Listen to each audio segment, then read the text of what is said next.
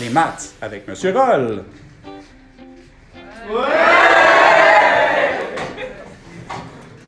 Bonjour, nous allons voir maintenant comment fonctionnent les fractions rationnelles. En fait, une fraction rationnelle, c'est une fraction, mais avec des expressions algébriques.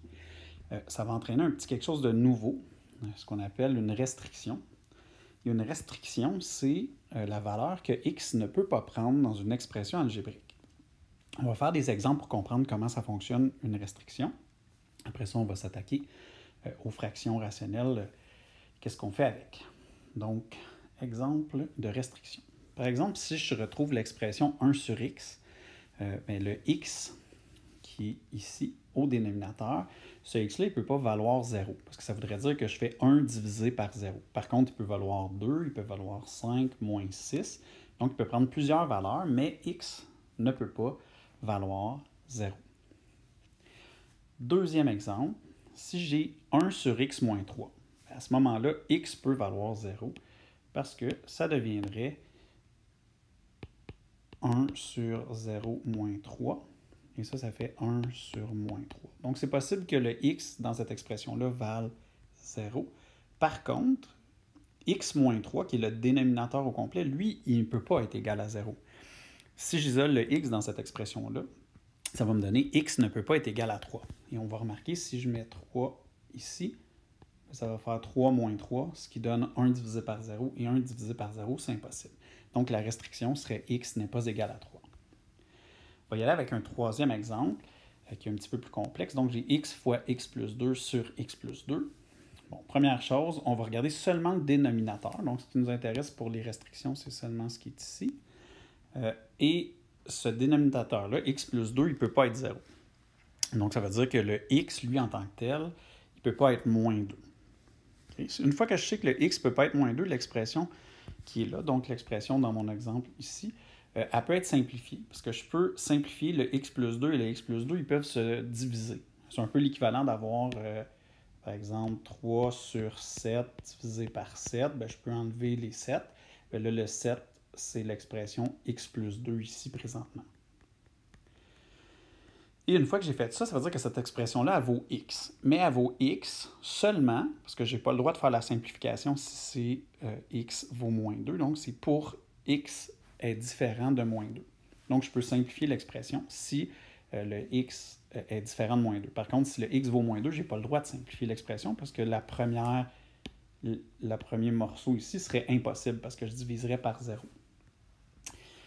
Et un dernier exemple, si j'ai 1 sur x fois x moins 2, là, il y a un dénominateur multiplié. Donc, il y a deux morceaux au dénominateur. Ce qui veut dire que si celui-là vaut 0, bien, ça fait 0 fois l'autre, donc ça va donner 0 au dénominateur quand même. Et si celui-là vaut 0, bien, ça va donner la même chose, x fois 0 va donner 0 aussi. Donc, dans les deux cas, le dénominateur serait 0. Fait que je peux avoir, dans mes restrictions, soit le x ne peut pas être égal à 0, ou le x moins 2 ne peut pas être égal à 0. Et si j'isole dans le x moins 2, ça fait x ne peut pas être égal à 2. Donc, j'aurais x ne peut pas être égal à 0 ou x ne peut pas être égal à 2 parce qu'il ne peut pas valoir 0 et 2 en même temps. Et ça serait les restrictions pour cette expression-là. Parce qu'il y a une multiplication. Donc, du moment qu'il va y avoir une multiplication de dénominateur, chacun des morceaux de la multiplication aura sa restriction. Parce que si un morceau vaut 0, bien, ça fait 0 fois le reste, ça donne 0. Donc, on y va avec les étapes. Comment factoriser? Donc, simplifier, on a DJ Pizza 4 ici. Simplifier une fraction rationnelle. Première chose à faire, c'est, premièrement, c'est factoriser le numérateur et le dénominateur. On veut factoriser les deux morceaux, le numérateur et le dénominateur de la fraction rationnelle. Une fois qu'on va avoir factorisé, on sait déjà comment factoriser, on va faire les restrictions. Les restrictions, on les fait seulement sur le dénominateur. En fait, c'est basé sur le fait que le dénominateur ne peut pas être 0. S'il y a plusieurs morceaux, comme on l'a expliqué précédemment, mais ça veut dire que chacun des morceaux ne peut pas être 0. Et dernière chose, une fois qu'on a fait les restrictions, on va simplifier et donner la réponse. Donc, simplifier et donner l'expression simplifiée avec les restrictions impliquées dedans. Okay. Chose importante ici, dans les simplifications que tu vas faire, Attention. De ce qu'on retrouve sur les murs de notre classe ici. Donc, je n'ai pas le droit de simplifier. Chaque fois que tu fais ça, un chaton disparaît. Oh, l'original, c'était meurt de la traduction anglaise, mais c'est un chaton disparaît pour ne pas lui faire trop mal. Donc ici, le but, c'est de ne pas simplifier un terme qui est additionné. S'il y a quelque chose qui est multiplié en haut et en bas, par exemple, je change l'expression ici pour x à la 2 fois 2x plus 1 sur x à la 2 fois 3, par exemple. Là, je pourrais dire je vais simplifier les x à la 2 parce que c'est une multiplication avec les autres termes. Ici, quand c'est une addition, on ne peut pas simplifier. Donc, vraiment important de ne pas simplifier un terme qui est simplement additionné en haut et en bas. Ça n'existe pas. Donc, ce n'est pas vrai que la ligne en bas, elle est vraie. Et à chaque fois que tu fais une simplification de ce type-là, il y a quelque chose dans le système astral qui fait qu'il y a un petit chaton comme ça qui disparaît. Pouf! OK. Fait qu'allons-y avec un exemple pour comprendre comment ça fonctionne. Exemple 1. Simplifie l'expression suivante. Première étape, factoriser en haut et en bas. J'imagine que tu t'aperçois que les expressions qui sont là sont déjà factorisées. Rien à faire. Ensuite de ça, la deuxième étape, c'est simplifier. La deuxième étape, c'est faire les restrictions et après ça, simplifier. Les restrictions, il y a une multiplication au dénominateur. 9, ça ne peut pas valoir 0, donc il n'y a pas de problème. X à la 2, si x vaut 0, ça veut dire que cette expression-là, 9 fois x fois y vaut 0. Donc, le x ne pourra pas être 0. Et même chose pour le y ici. Si ce y-là vaut 0, le y du dénominateur, ça fait 9 fois x à la 2, peu importe ce que vaut x, fois le y qui vaudrait 0. Et donc, ça serait impossible. Ce qui veut dire que les restrictions dans ce cas-là vont être x ne peut pas être 0 et y ne peut pas être 0. Donc, ce n'est pas des restrictions sur la même lettre. Une fois que ça c'est fait, on va remarquer que les termes, les types d'éléments semblables, je peux les simplifier. C'est-à-dire 27, ça se divise par 9. Et dans 27, j'ai 3 fois 9. Le x à la 3 et le x à la 2, tu te rappelles, c'est quand on fait une division de x. Donc, ces deux-là ici, je peux soustraire les exposants. Ça va devenir x à la 3 moins 2. Donc, x à la 1, donc x. Et le dernier morceau ici, ça fait y à la 2 et y à la 4. L'étage où le y est plus grand, c'est au dénominateur.